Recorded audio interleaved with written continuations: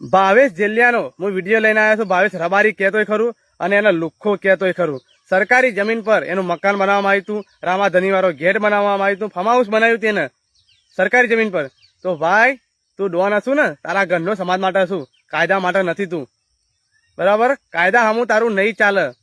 અને તું જાણતો છું કે મારી જમીન હું બતાવેલો સરકારી જમીન, તું મોટો કે નેતા કે મંત્રી નથી તો તું આ બધું પડાવી લઈશ, બરાબર?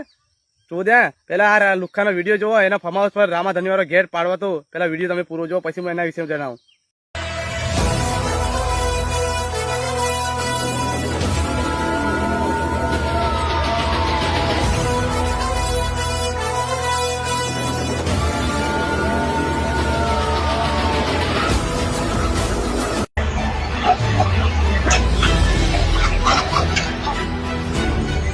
હવે જિલ્લાનો તમે વિડીયો જોયો હશે કે રામાધની વાળો ગેટ પાડતો, રામાધની વાળો ગેટ પાડી દીધો જીસીબી વત.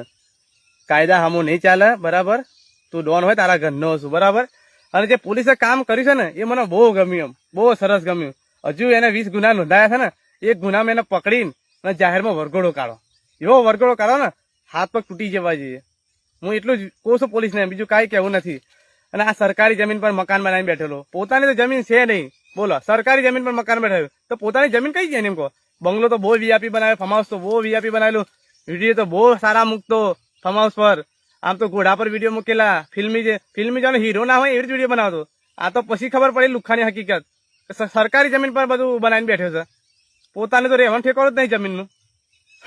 ચોદ્યા સુધરી ગયા, ડોન હોય ને તારા ઘરનો શું, અમારા સમાજ માટે ને દરબારો માટે નથી. દરબારો તારા પર હુમલો કર્યો, તાર તો અંદર બહાર જ ના નીકળ્યો. ખબર પડી તારું પતિ જ જાત, પૂરું થઈ જાત. જો એ દિવસ હાથમાં આવી ગયો ને